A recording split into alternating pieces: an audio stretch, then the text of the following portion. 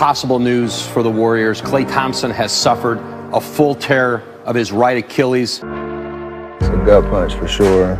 Time's not going to wait for the Warriors. The league's not stopping for us. We got to try to do what we can and get ready for next season. This is a long road, wait till the fire is mine. At the end of the day, we're hoping for the best.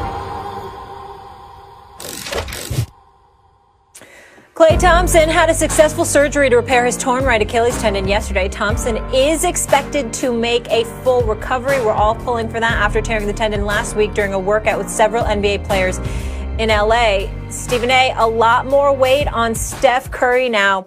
Tell me this, do you think Steph can still lift this team and get them to the finals this season? Yes, I do. And let me explain, Max, what I mean by that. I want to make sure I'm very clear. I'm not picking the Warriors to come out of the West because I've said, and I've been on the record, and I've stated this many times.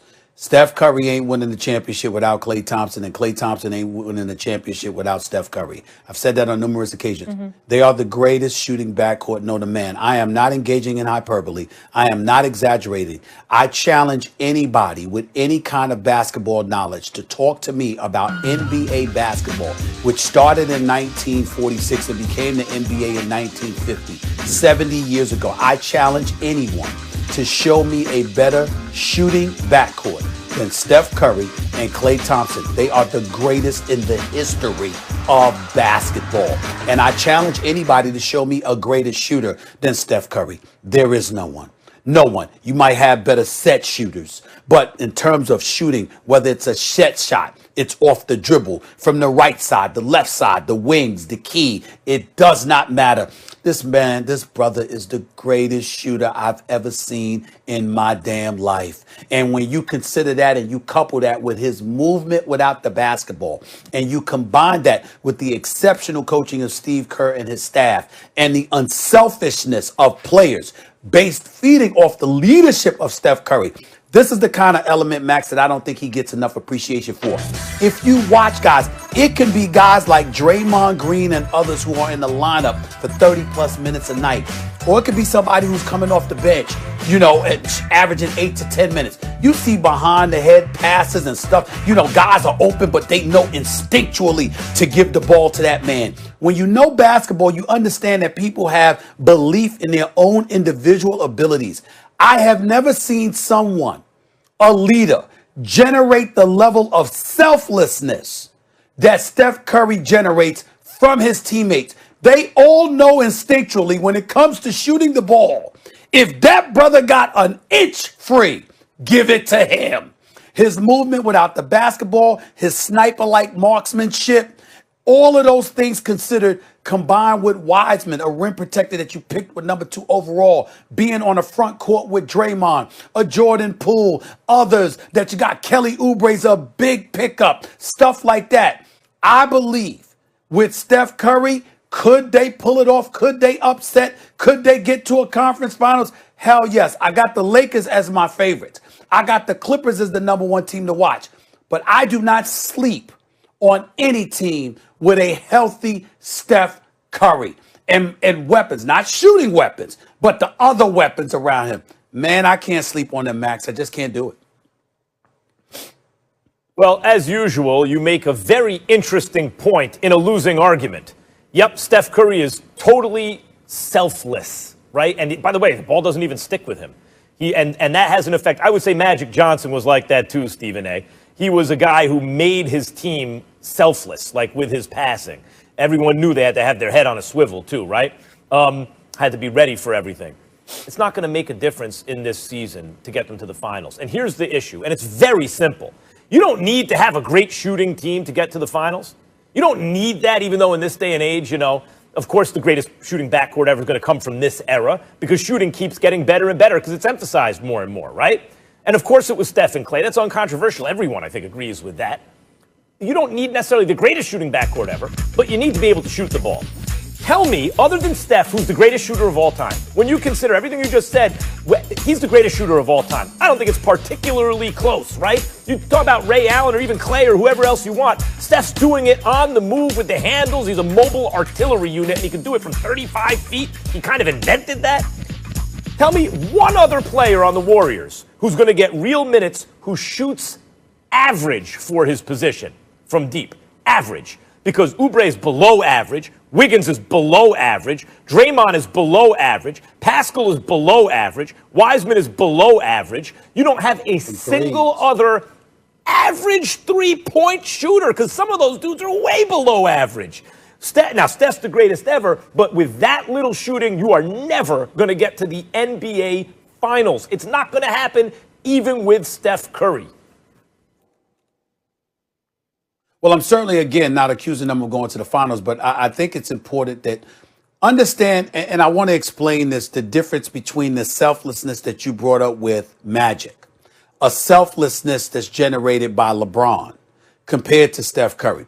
See, LeBron feeds himself, and because he's so phenomenal, everyone knows to stand down. But he has the ball. He's the one creating mismatches. He's the one calling plays and audibles and things of that nature. Not to use a football analogy, but it's appropriate in this particular situation. Magic Johnson feeds other dudes, and because he fed other dudes, rather, all right, because he did that, he made them look good. So as a result, there's a level of selflessness that they didn't mind acquiescing to and capitulating to because they knew that they would stand to benefit as individuals. Their numbers would soar. In the case of Steph Curry, what's amazing about him is that you could see guys open 15 feet away from the basket, and Steph Curry got a slither of room 25 feet away from the basket. And instinctually, they know to give him the damn ball because he is so phenomenal. They actually get joy from watching the show, the sniper-like tendencies that he puts on display. They actually enjoy it. He makes everyone into a passer. He does that, unlike anybody that I've ever seen. So I'm saying there's a different level of selflessness that he generates. And because of that, with the coaching and with the savant kind of mentality that Draymond Green has on the basketball court, a Wiseman who's a legit 7-1 as a rim protector, able to help him, a Wiggins who can ball, not shoot threes, Max, but he's a 20-point per game plus scorer from the field, shooting about 45% from the field. Kelly Oubre, his athleticism, his length, he can shoot 35% from three-point range, plus he can put up buckets 15 to 20 a night. I'm saying don't sleep on the Warriors. They will be in the playoffs, and Steph Curry in the playoffs throws everything off. I can't dismiss it. I'm sleeping and I'm dismissing it. Stephen A., very good and excellent, I think, an excellent illuminating and subtle distinction you made. But again, the argument fails because, no, they cannot. I'm saying they don't have the ability to get to the finals with this little shooting. Because the bottom line is, Ben Dietrich pointed it out on Twitter the other day. One of the things Daryl Morey's doing in Philly is, like Seth Curry and Dwight Howard. And at first it does a Danny Green. And at first it doesn't look like, what do these players have in common? You know what they have in common? They're all very efficient scorers. Mm-hmm. Some from three, some from the paint, but they're efficient scorers. That is not what Golden State has. There's more than one way to score efficiently, but Golden State, to me, does not look like an efficient scoring team. So if you're not going to be shooting the three very well, and other teams are counting by threes nowadays, then boy, you better have efficiency everywhere you look. That's not what I see. I don't see Wiggins as the most efficient scorer or Oubre. These are guys going to getting 30-plus minutes a game. So where does the efficiency come from? They don't have a shot at the finals. I have a quick statement, and then I'll give it to you in the form of a question. My statement is the other guys are going to have open shots because everybody's worried about where the hell Steph Curry is. That's number one. We know he can have that kind of effect. Number two, just a question, because again, we got the Lakers going to the finals. I got the Clippers as a threat. You got Dallas, if I remember correctly, okay, as the number one threat to the Lakers. But I ask you this question, Max Kellerman. Looking at this present Warriors roster, how would you compare that to Denver? Jamal Murray can shoot the three. Jokic can make things happen.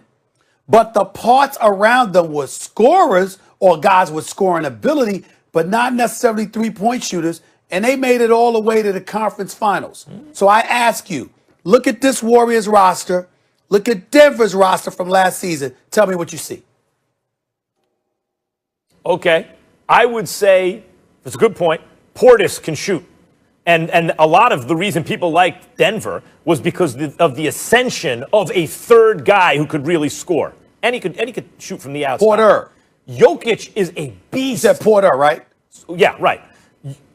Yeah. It sounded like you said Portis. Yeah. Like if I said Porter. Okay, go ahead. Go ahead. I may have. I meant Porter Jr.